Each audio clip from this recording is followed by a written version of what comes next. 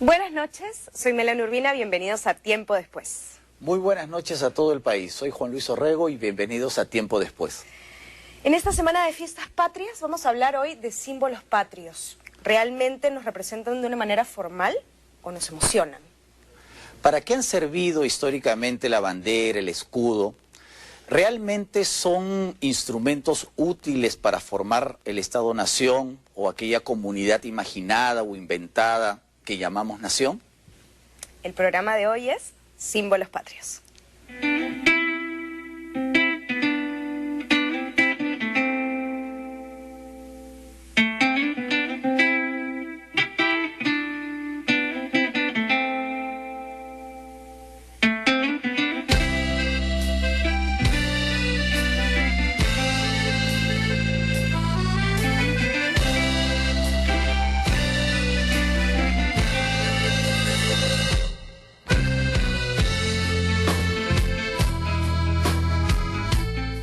El día de hoy tenemos a dos grandes invitados. Quiero darle la bienvenida a David Flores, que es curador de arte. Nuestro otro invitado es el historiador Eduardo Torres, quien acaba de publicar un libro, La voz de nuestra historia, y que trata justamente cómo se construye la nación, pero en este caso a partir de los discursos políticos y de los sermones en las iglesias. Bueno, empezando el tema, en algún momento tienen que haberse inventado o creado los símbolos. ¿Cómo aparecen los símbolos patrios? Pues bien, la gente necesita siempre identificarse con símbolos para que su vida sea ordenada, ¿no? Entonces, desde que el hombre y la mujer se juntaron en sociedad, tenían que encontrar referentes con los cuales identificarse para decir que eran parte de una misma tribu, de una misma familia, después de un mismo país, de una misma sociedad. Cuando las sociedades se organizaron en monarquías, por ejemplo, que es la forma de gobierno pues más antigua, la gente pues necesitó identificarse con su rey. Entonces, en ese sentido, comienzan a surgir una serie de símbolos que se asocian a los reyes.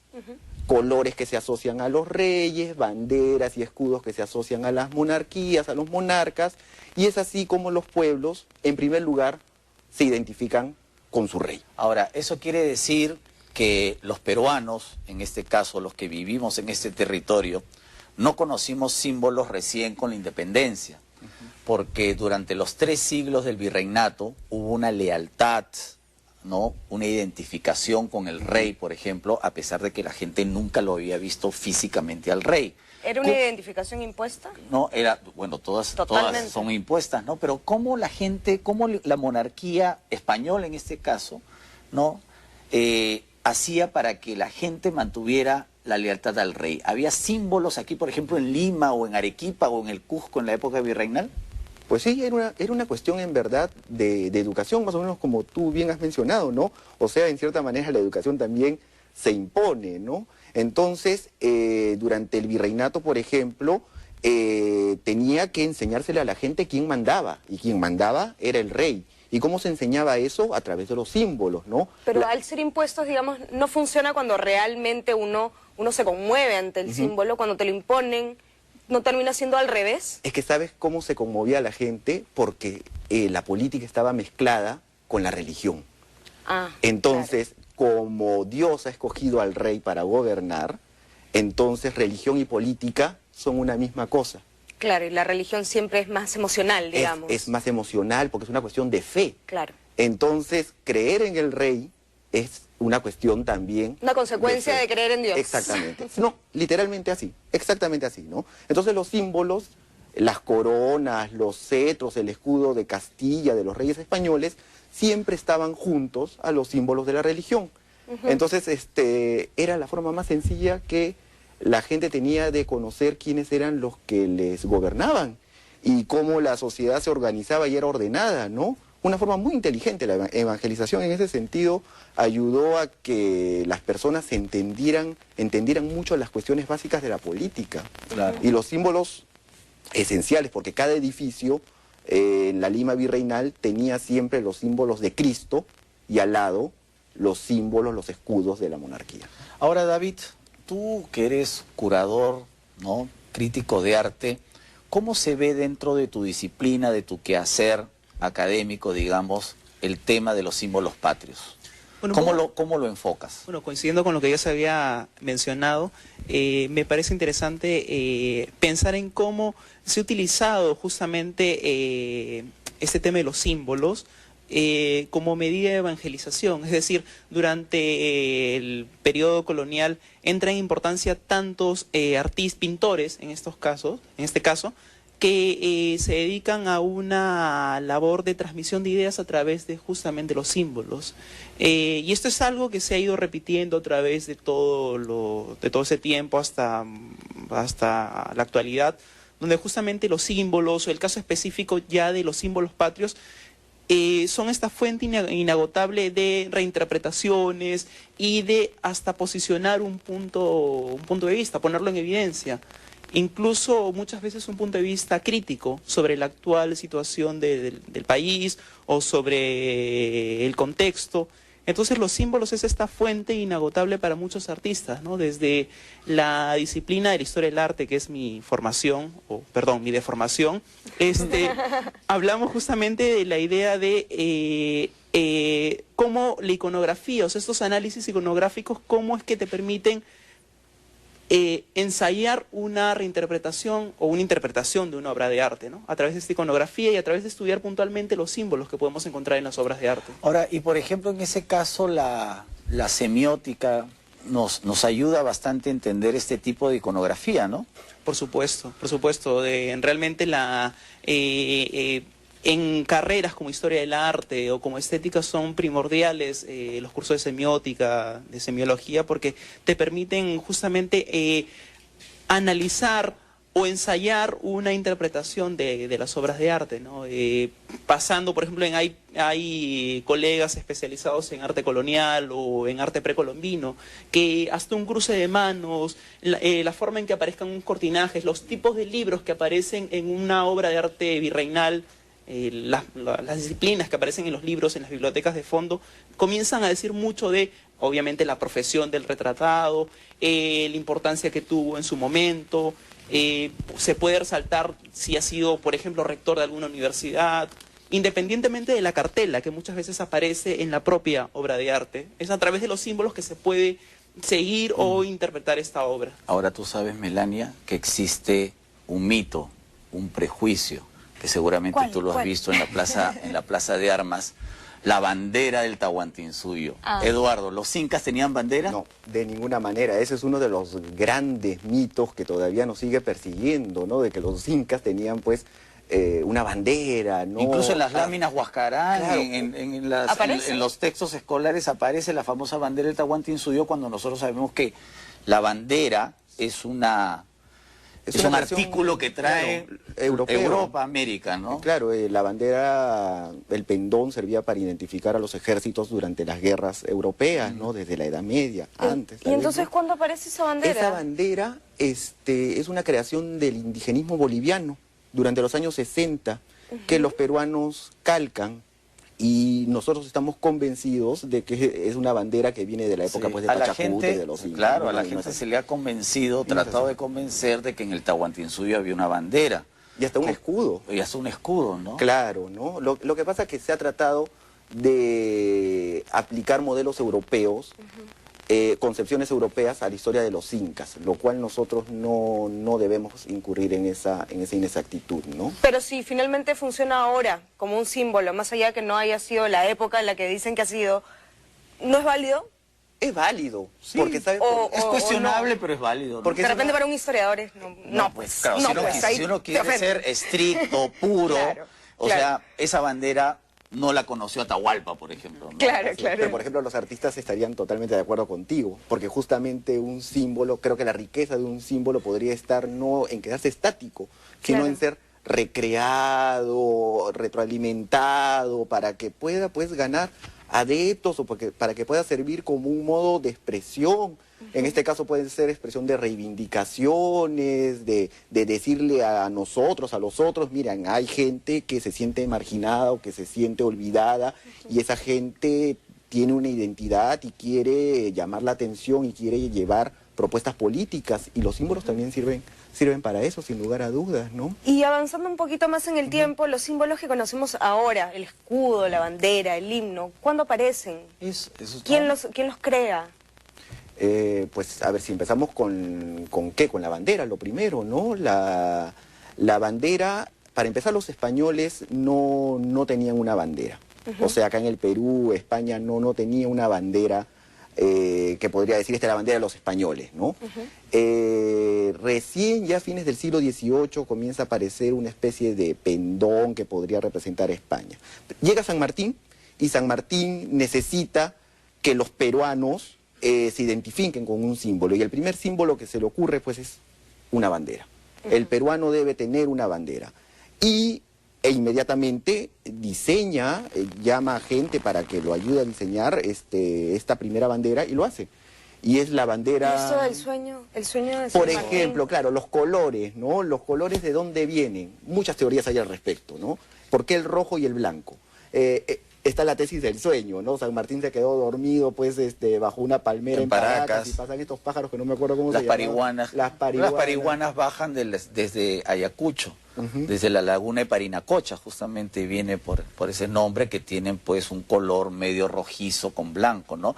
Pero antes de hablar de la bandera, sí, que será el tema del siguiente bloque, en la época de la independencia hay una carrera contra el tiempo para crear símbolos, porque además como se están formando los países, ¿no? Tienen que haber elementos diferenciadores, ¿no? Porque son estados independientes y quieren autorreconocerse y reconocerse ante los demás o diferenciarse ante los demás.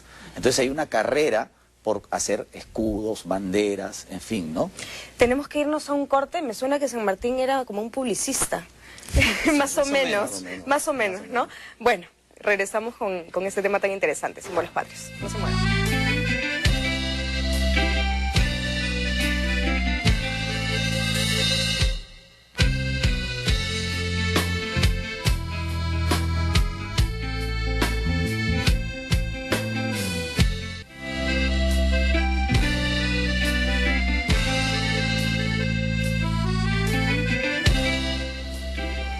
El día de hoy estamos hablando de símbolos patrios y me han roto el corazón porque me acabo de enterar que lo del sueño de San Martín ha sido un mito, aparentemente, lo que nos han enseñado toda la vida, que soñó, y los pájaros, y esta cosa tan romántica. Pero los mitos pues ayudan mucho, ¿no? Porque emocionan y sobre todo... Claro, finalmente si emocionan, sirve, ¿no? Si es que eso va a hacer que te emociones con la bandera...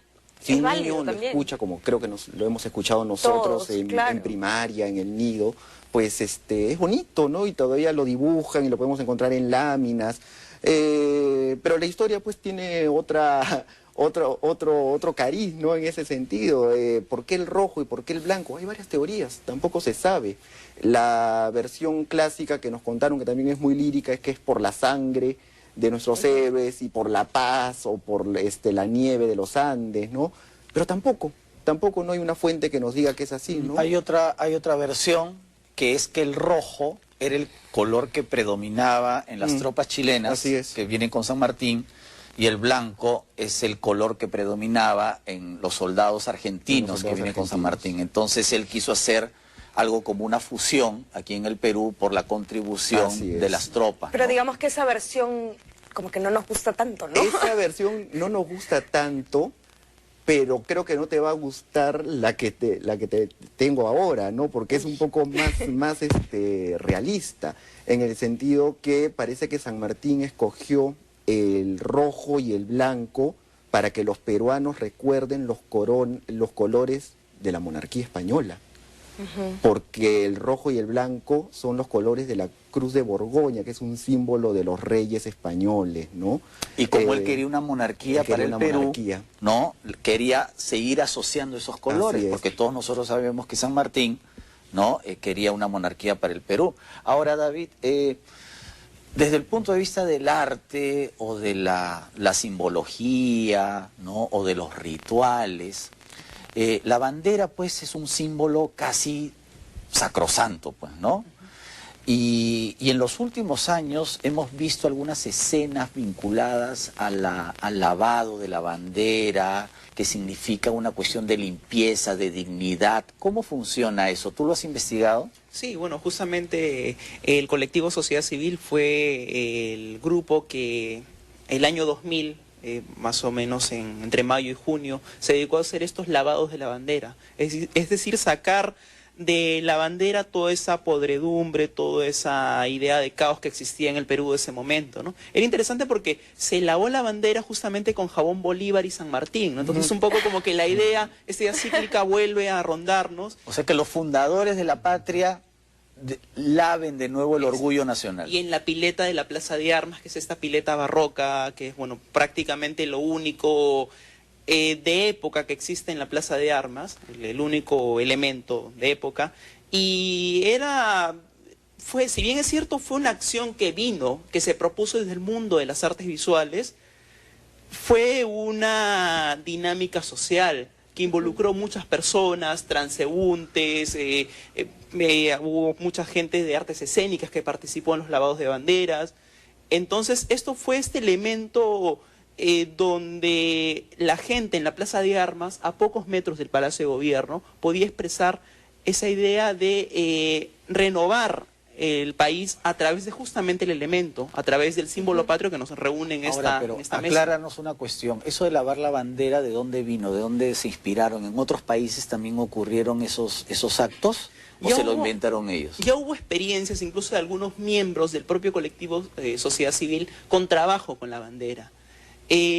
Lo interesante fue que de esa forma con el lavado de banderas y con tenderlos, hay las fotos que uno puede conseguir o encontrar sobre los lavados de bandera, donde ve las banderas justamente secándose en tendederos en la Plaza de Armas. De esa forma fue justamente propuesta por el colectivo Sociedad Civil, que pertenecieron muchos colegas y amigos como Gustavo Bunting, Susana Torres, Emilio Santisteban, Sandro Venturo, Natalie Guiñiz, gente que estuvo, entre otros muchos, que estuvieron vinculados a este proceso, esta idea de resistencia simbólica a la situación por la que atravesaba el Perú en ese momento. Además, la bandera de alguna manera es como que el símbolo, el primero, ¿no? Si le preguntamos a los peruanos probablemente cuál es el primer cronológicamente símbolo. es lo primero. No, cronológicamente. Pero emocionalmente también, emocionalmente, me imagino, ¿no? Porque además la bandera te la pones en el polo, te la pones, ¿no? O sea, la usas, de alguna manera la adaptas y la puedes usar y llevar en ti. El símbolo más popular, creo, sin lugar a dudas, ¿no? Lo puedes encontrar en el estadio, cuando juega la selección,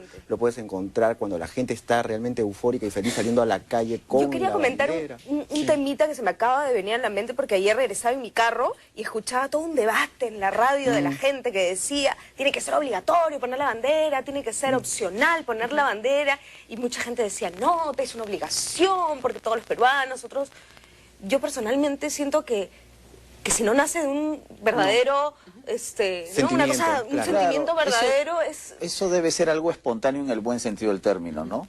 Claro, sí, lamentablemente es obligatorio. Y es obligatorio y hay multas. Claro que no se aplican, Ajá, porque ya quedaríamos en una exageración, pero teóricamente hay multas, ¿no? Pero ahora, regresando al tema de la bandera, acuérdate que San Martín, el 28 de julio de 1821, declaró la independencia con una bandera, que fue la bandera cruzada, en diagonal. Ahora, no es la actual. La tenía bandera, un símbolo también en el centro. tenía otro escudo. Otro escudo, ¿no? ¿Ya? Y la bandera que vemos ahora, la que usamos ahora, más o menos fue establecida durante el gobierno de Torretagle en 1823. 23, sí, claro. ¿no? Ahora pasemos al escudo, ¿no? ¿Qué vemos en el escudo? Siento que estoy en clase, ¿no? Estos símbolos clásicos que uno se paporretea en el colegio, pero que en realidad, ¿qué significan, no? El árbol de la quina, no de la quinoa, me dice. Y todos caen, ¿ah? Todos caen en la quina, la vicuña.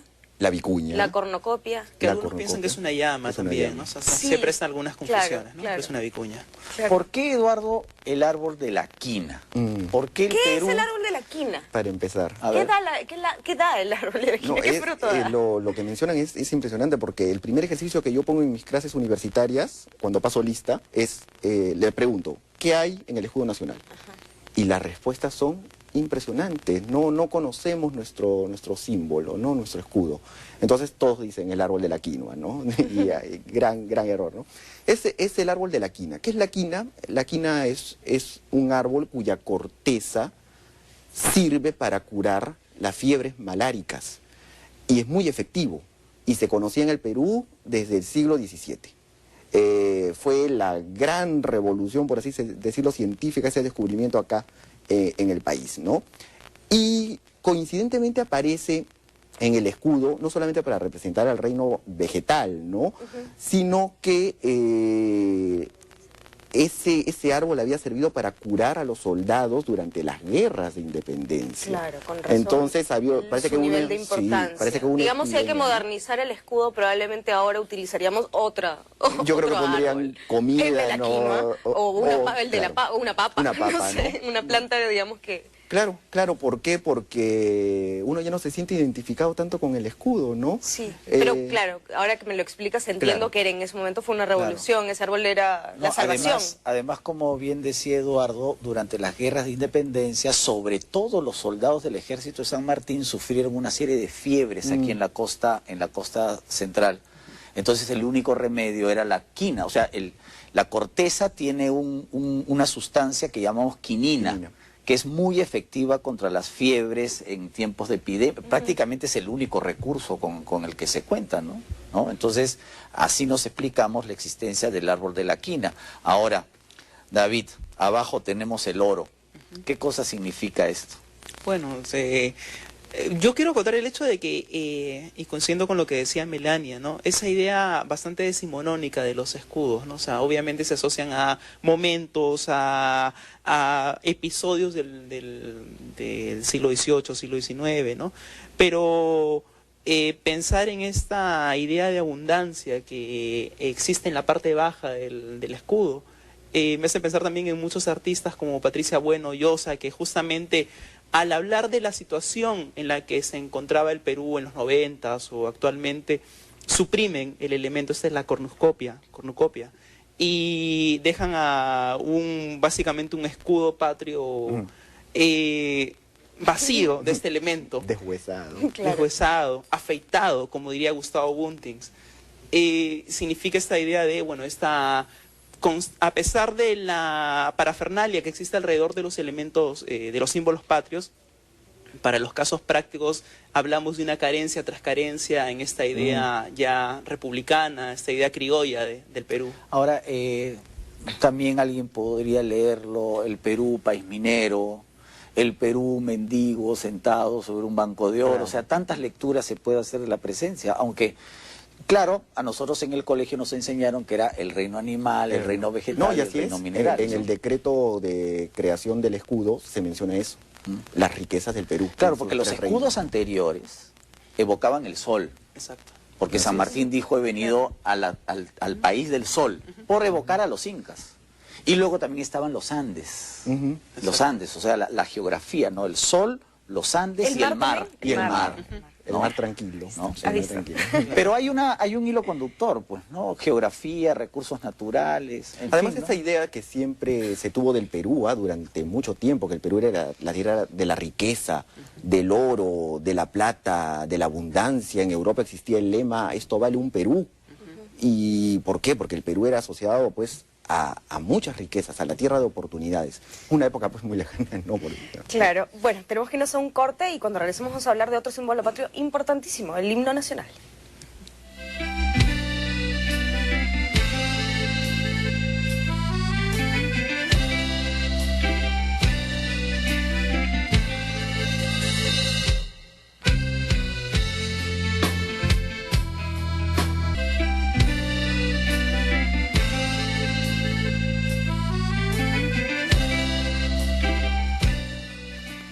Bueno, regresamos con el tema de símbolos patrios y vamos a hablar del himno nacional. ¿Quién lo compone? Bueno, a ver, Eduardo, tú que eres el ilustrado. Hubo un concurso, se habla que San Martín convocó un concurso y se presentaron entre 6 u 8 candidatos. ¿Cómo es eso? Hubo un concurso, es verdad, pero no se tienen detalles de ese concurso.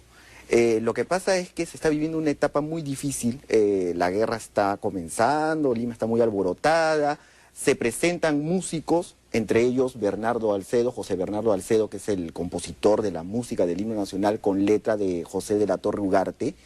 Y parece que este concurso fue de lo más informal, y resulta que por los apremios San Martín decidió, vamos a escoger solamente la canción de Alcedo porque es la única que tiene letra.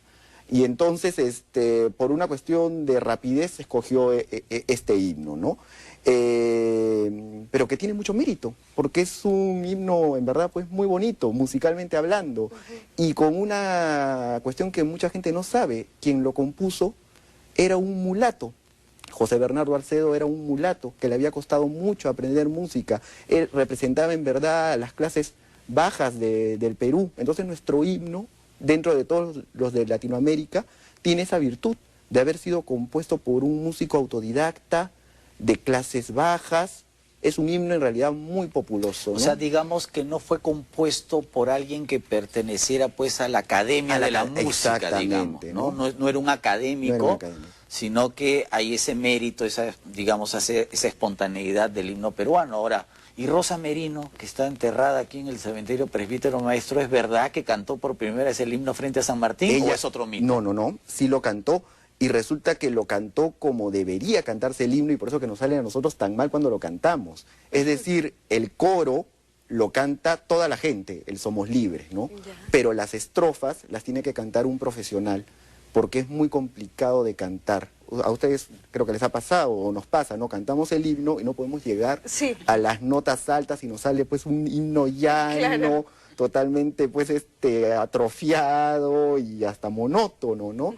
Pero la idea original es que nosotros, el pueblo, cantemos el Somos Libres, y que una persona, un solista, cante las estrofas, ¿no? Hay toda una polémica por la letra del himno, que no, ahora en vez de cantar la primera estrofa, cantemos la estrofa no sé cuántos. ¿Realmente importa la letra? Yo siento que la gente de pronto no es muy consciente de lo que está cantando. Por ejemplo, me podría pensar, una cosa es el himno que cantas el lunes en el colegio. Así es. Y otra cosa es el himno que cantas cuando juega Perú.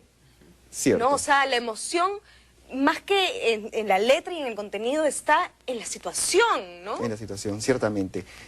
Y aparte que también, si te pones a analizar, tú les preguntas qué significa tu himno, que es un himno con un lenguaje muy complicado. No, tampoco la gente lo puede explicar, ¿ah? Yo creo que tiene que ver más bien con la emoción que tú dices, ¿no? Cantarlo a toda voz, sobre todo, ¿sabes qué? El coro, ¿no? El Somos Libres, que en verdad es magnífico, ¿no? Porque no muchos himnos de América Latina tienen ese inicio tan potente, tan vibrante de decir somos libres, ¿no?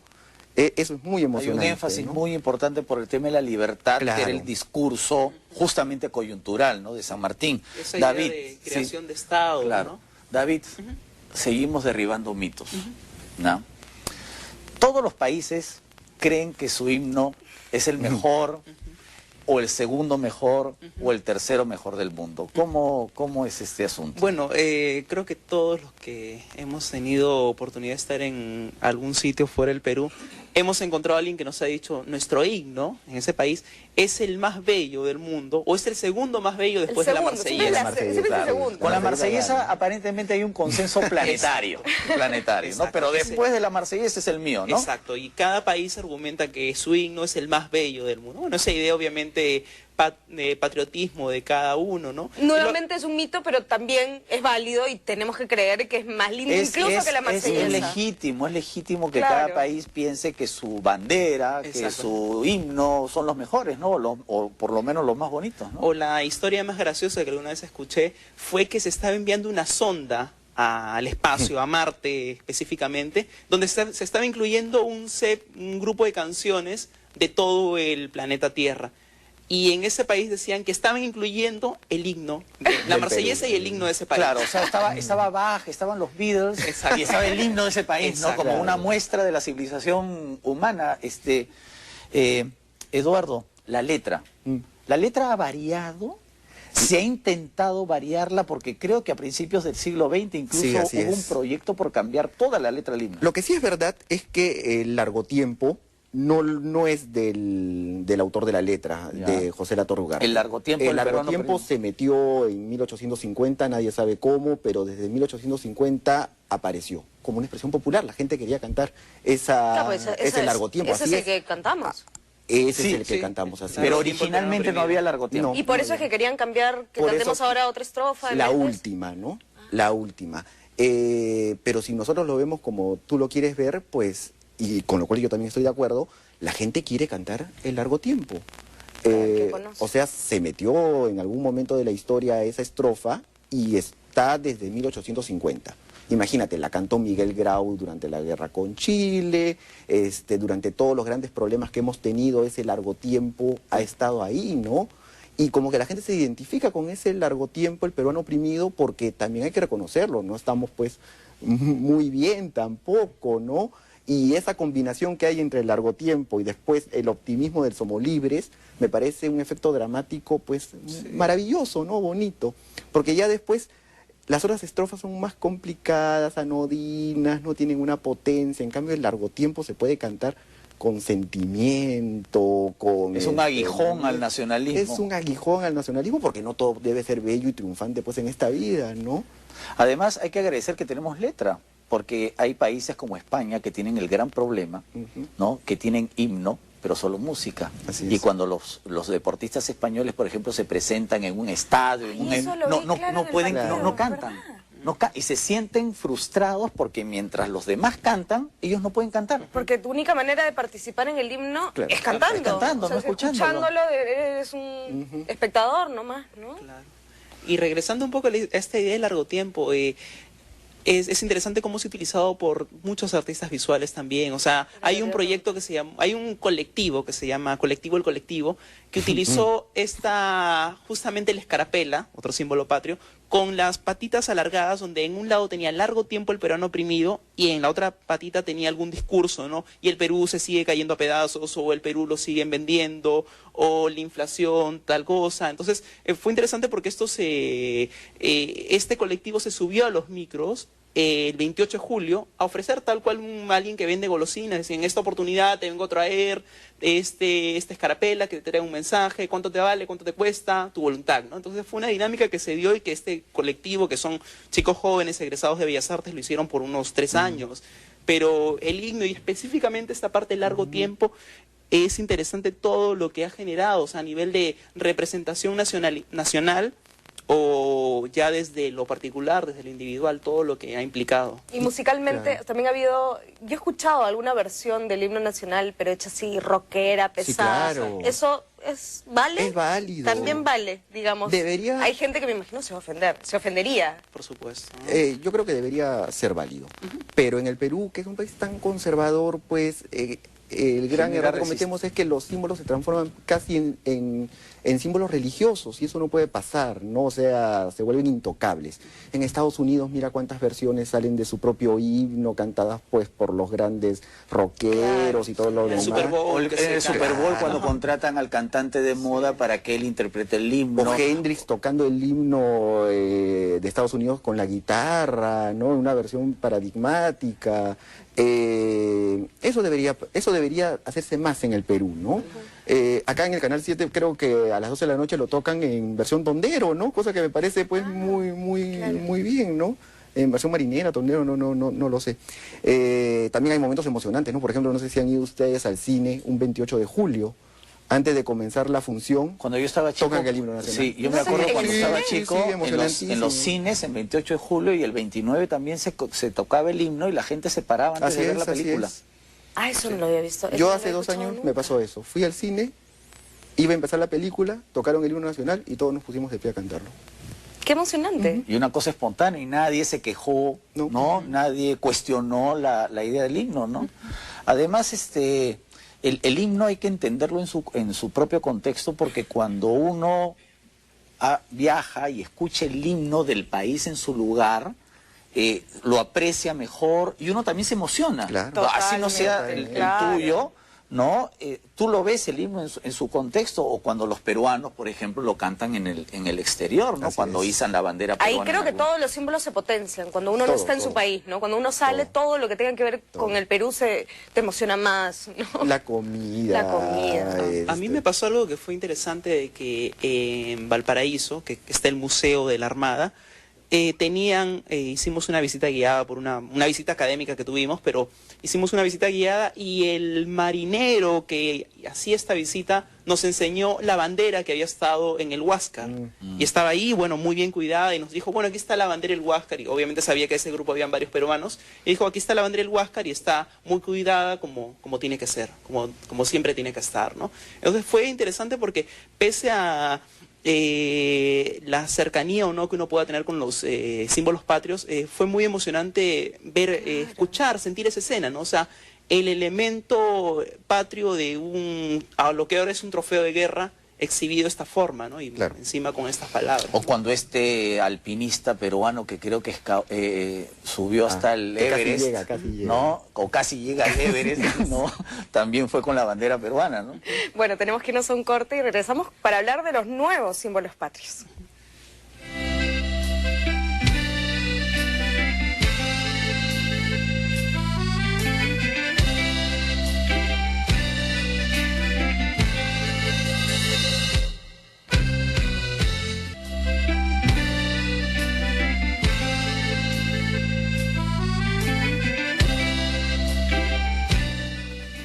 En esta Semana de Fiestas Patrias estamos hablando de símbolos patrios y yo quería hablar de los nuevos símbolos patrios. Yo siento que hay símbolos que nos representan y nos emocionan tanto o incluso más que de pronto un escudo. La comida, Machu Picchu, no sé, hay muchos símbolos. La marca Perú. Marca Perú, Y mira que marca Perú está justamente retomando símbolos prehispánicos, ¿no? Es decir, la P que recoge evoca la iconografía nazca. Nazca, Caral, de muchas culturas prehispánicas, ¿no? Y cómo los peruanos ya ven eso como un símbolo que es marca también a la vez, ¿no? Ya está de manera comercial. Al Perú hay que venderlo y venderlo de una buena forma, ¿no? Entonces, ese yo creo que es un nuevo símbolo. Esos son los nuevos símbolos. Pero, pero desde inicios de la República hubo otros símbolos, ¿no? Por ejemplo, las monedas. Primero las monedas, porque ahí estaba el sol, claro, ¿no? Luego los billetes. Los billetes son una clase de historia, ¿no? Porque van apareciendo los héroes, van apareciendo imágenes y la gente se va... el símbolo monetario en cualquier país del mundo también sirve para crear esta comunidad imaginada, ¿no? O sea, una nación, o sea, es la moneda de la nación. Pero, por ejemplo, David, en los años 70, durante el gobierno militar, aparecieron canciones, incluso financiadas por el gobierno de turno, como Contigo Perú, Perú con P de Patria, que si bien no son himnos, como que funcionan como himnos, ¿no? Porque también tienen el aguijón del patriotismo y del nacionalismo. Por supuesto. Esto obviamente en el contexto de un gobierno revolucionario, un gobierno que proponía un regreso, una mirada al hombre del interior del Perú. Acá surge mucho la figura de un artista que es Jesús Ruiz Durán, quien propuso estos afiches de la reforma agraria, donde era Túpac Amaru, y está ahí textual, donde dice 190 años después, Túpac Amaru está ganando la guerra, ¿no? Entonces, en este contexto de reforma agraria, de reforma educativa, y por eso es interesante porque estas canciones que tú mencionas, pero también esta idea de Túpac Amaru triunfante, el revolucionario, pues era nuestro Che. Exacto. Porque se quiso hacer toda una iconografía. Yo me acuerdo en los micros, en los camiones, estaba la figura esta de Túpac Amaru, ¿no? Que se quiso. Pero, por ejemplo, desde Mi Perú, ¿no? O desde Perú Campeón, incluso La Flor de la Canela. O sea, son canciones que identifican a los peruanos.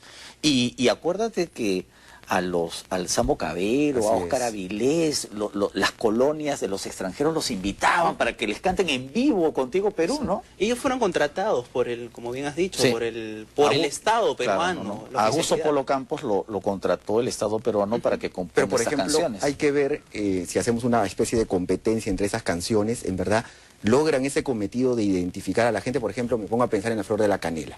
¿Alguien de Puno se podría sentir identificado con La Flor de la Canela? No necesariamente, ¿no? Porque más bien te habla de una... Evoca una Lima virreinal, antigua, criolla principalmente. Criolla, ¿no? es demasiado estilizada. Demasiado estilizada. ¿no? Al peruano del interior, digamos, no le dice mucho esa canción. En cambio, las otras sí son más telúricas, por así decirlo, ¿no? Y se asocia mucho también a momentos deportivos, o sea, un poco Claro. pensando lo que decías, o sea, posiblemente para la zona andina del Perú, Adiós Pueblo de Ayacucho puede representar más que... O Cholo soy y no me compadezcas Claro, también, claro. ¿no? O sea, evoca más esa idea de justamente ese exilio o esas olas migratorias que han ocurrido de los Andes hacia Lima, hacia la costa. Yo recuerdo, por ejemplo, cuando eran las eliminatorias al Mundial de Argentina, ¿no? Cada vez que Perú jugaba un partido en el estadio, un partido oficial, el Sambo Cabero y Óscar Avilés estaban en medio de la cancha cantando Contigo Perú y todo el ¡Qué estadio, emoción! ¿no? Como si fuera el himno nacional lo entonaban, ¿no? ¿No? Ahora, ¿qué otros símbolos tenemos? Bueno, el mapa es un símbolo. El mapa, ¿no? cierto. En el colegio nos enseñan pues a dibujar el mapa, a calcarlo con las... Ahora, ¿Hay personas que pueden ser símbolos? ¿Personajes los que pueden ser héroes, bueno, símbolos? Grau, por Grau. ejemplo. Grau claro. está en el pináculo de nuestros Así héroes. O es. sea, no hay pueblo, no hay ciudad donde no haya una calle Grau, Una calle Grau, una claro. avenida Grau, una Claro. plaza Grau, Una estatua de ¿no? O un retrato de Grau. O sea, Grau, o sea, todo el mundo reconoce a Grau. Y principalmente vienen de la Guerra del Pacífico, ¿no? De este momento tan terrible, la guerra con Chile, ¿no? Está Grau, está Bolognesi, Alfonso Ugarte, Andrés Avelino Cáceres. Esos personajes son íconos, en verdad. Pero los incas también son íconos. Sí. Por ejemplo, la galería de los incas, ¿no? También es algo que nos une, que nos identifica, ¿no? O sea, como Manco Cápac, nuestro primer gobernante, ¿no? O sea, esa es la idea, ¿no? Hay un arquitecto que es un personaje muy interesante que se llama Elio Martuchelli, quien él ha hecho un estudio de los monumentos, una especie de serie de monumentos tipo que existen en el Perú, ¿no? Y se encuentran todos, desde ahí monumento a la papa, al choclo, pero lo que él siempre ha encontrado, y eso está en un ensayo en una revista Arquitectos, siempre aparece la Virgen María y Miguel Grau. Son como los dos, las dos cuerpos escultóricos o estatuas que se van a ver reproducidos a lo largo y ancho del Perú. Es que así regresamos al virreinato, en donde política y religión están juntos, ¿no? Además, las ciudades. Las ciudades son una clase de historia, porque regresando al tema de las avenidas, de las plazas, de los parques, de los monumentos, llevan nombres o de héroes o de acontecimientos o fechas, ¿no? Fechas importantes en la historia. O sea, uno puede recorrer Lima y reconstruir la historia del Perú a través de los nombres de los espacios públicos. A mí lo que me gusta mucho es cuando los himnos son recreados, ¿no? O sea, lo estamos viendo en Facebook ahora, como la gente cuando está molesta con algo, toma, por ejemplo, el escudo nacional y lo cambia. Si quiere representar que hay pobreza, pues pone al árbol de la quina todo Claro, seco. claro, sin hojitas. Si estamos en una crisis económica, La cornucopia vacía. O gente emocionada con la comida, pues que cambia la vicuña con un pollo a la brasa, Claro, o sale salchipapas claro. de la cornucopia. Eso es algo que me parece importante de Ya, eso es recalcar, la ¿no? cultura popular espontánea. Pero me parece importante recalcar eso, ¿no? Que ya lo hemos dicho antes, que es que los símbolos son sagrados, No lo intocables, son. no, No, tienen no que deberían. ser nuestros. Claro, o son de quién, es del país, son de todos, de cada uno. Entonces, a mí me parece también importante esa idea de todo lo que se puede generar ese debate. Hace un par de años, un publicista puso en su casa, en el malecón de Miraflores, una bandera peruana, pero que tenía una imagen de Tupac Amaru que lo había hecho Sherman. Entonces, esto despertó todo un debate de que si se apropió de la bandera, si es válido apropiarse de esta bandera de esta forma, si Tupac Amaru está relacionado, siempre tiene que estar relacionado al MRTA o es un ícono de todos los peruanos. Claro. O sea, independientemente de la postura que uno pueda tener, a mí me parece interesante el debate que se pueda generar alrededor Claro. de esto, o sea, de los propios símbolos Es que patrios. al pobre Tupac Amaru pues lo han utilizado para todo y lamentablemente como herramienta política e ideológica, ¿no? Entonces fue reivindicado por el gobierno, el gobierno revolucionario, luego por un grupo subversivo. Entonces descontextualizan al personaje, ¿no? Exacto. O por ejemplo se llegan a situaciones, no sé si recordarán, creo que hace 3 años que una vedette, claro, La famosa foto del caballo. en el caballo, ¿no? Y sentada en la bandera, sentada ¿no? ¿Y sobre qué la opinan bandera. ustedes de ese tema? Mira, ¿Vale o nunca tanto? yo creo que es una expresión artística. O sea, yo sí no tengo ningún problema. Porque, por ejemplo, lo comparo con otros países donde Cecilia Boloco ha salido pues vestida con la bandera de Chile. Claro, y ahí, Como si fuera la madre patria, ¿no? Además ahí entran otros temas, de que hasta qué punto pues el cuerpo de una mujer es ofensivo, ¿no? Claro. O sea, la desnudez es Y ofensiva hay una y cuestión todo también eso. de la presencia de una vedette, o sea, también es una cuestión de, obviamente, ¿Quién se lo de clase, pone, no? Claro, ¿Quién? prejuicio. Obviamente hay prejuicio de clase, ¿no? El arte debe provocar. Entonces, en ese sentido, si se utilizan los símbolos nacionales para llamar la atención, pues bienvenido sea, ¿no? En países como en Estados Unidos, por ejemplo, cuando la gente está molesta, también puede, pues, oye, quemar la bandera y todo lo demás, y es parte de la democracia, pues, es parte de vivir en libertad, ¿no? O en Chile en las protestas ponen la bandera de cabeza, o sea, con la estrella hacia abajo, ¿no? Entonces, Claro. es un símbolo que dice mucho. Y tenemos otros símbolos, ¿no? Por ejemplo, aquí tenemos Mariátegui, que ya prácticamente se ha convertido en un símbolo, en un símbolo nacional, Sí, pues. o la fotografía esta del seleccionado de las Olimpiadas de Berlín, o el mismo cuadro de la independencia. O sea, nosotros tenemos ya una serie de imágenes que O nos algo tan identifican. complicado como el perfil de Machu Picchu, ¿no? O sea, transformarlo ya en logo me parece pues una genialidad, ¿no? O sea, una montaña. Con la cara de la alguien, arquitectura. ¿no? O sea, O el Huascarán. El Huascarán El también. Huascarán también, ¿no? En las láminas, la presencia del Huascarán como Hay- El lago símbolo. Titicaca. hay dentro de la pintura peruana, pinturas justamente que son íconos que representan justamente momentos claves de la historia, más que de la historia del arte, de la historia del Perú. Por ejemplo, el momento que es el repase, donde está la Rabona impidiendo de que lo repase un soldado chileno a un herido peruano.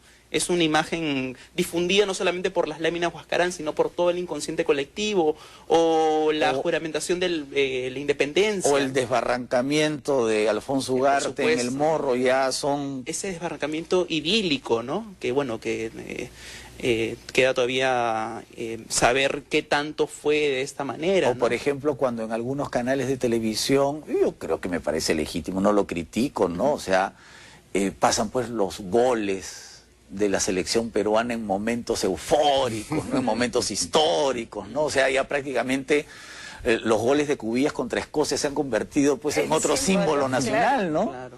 Claro, claro. A Paolo Guerrero celebrando.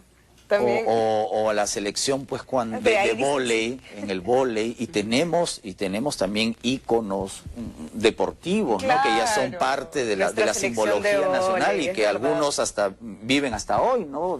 Teófilo Cubillas, Lucha Fuentes, Héctor Chumpitaz, forman parte pues de una época romántica, casi romántica del deporte Por peruano. supuesto. O por ejemplo todo este tema gastronómico, ¿no? El boom gastronómico. O sea, finalmente, independientemente o no de que cuánto el tema ya nos haya agotado, es cierto de que la comida peruana se ha vuelto un elemento de cohesión de muchos sectores del Así Perú, es, ¿no? así es. O sea, a través de una persona, a través de la figura de una persona o a través de una feria, ha hecho de que finalmente el peruano tenga ese elemento como algo para presumir o para exponerlo. Y felizmente los tiempos han cambiado porque yo recuerdo que en su época causó mucha polémica y, por qué no decirlo, indignación aquí en el Perú, cuando estos famosos cantantes Paul Simon y Garfunkel grabaron el Cóndor Pasa en una versión tipo folk, ¿no? De los 70, ¿no? O sea, cómo se ha malogrado, cómo se ha profanado. Porque hay canciones que Claro. tienen su momento, ¿no? Entonces el Cóndor Pasa durante una época fue casi como Contigo Perú, ¿no? Claro. Sí, pero y nadie recuerda que el Cóndor Pasa sale de una ópera que dura 2 horas y que el Cóndor Pasa es solamente un pequeño fragmento tocado a orquesta clásica, o sea, ni siquiera con instrumentos folclóricos. Daniel Alomía Robles. Daniel Exacto. Alomía Robles. Pero en estos Bueno. momentos de posmodernidad, discúlpame, es obvio que todos estos discursos podríamos decir que se han superado, ¿no? O sea, ahora todos, esta posmodernidad permite que estén válidos todas estas propuestas y coexistan y puedan vivir. Y además hay muchas formas de ser peruano. Ciertamente. ¿no? Así es. Así es. Y con eso nos quedamos. Lamentablemente terminó el programa. Muchísimas gracias por habernos No, gracias a acompañado. ustedes. Y nada, si van a poner su bandera, háganlo con emoción y con cariño, no por obligación. Nos vemos mañana. Chao. Gracias.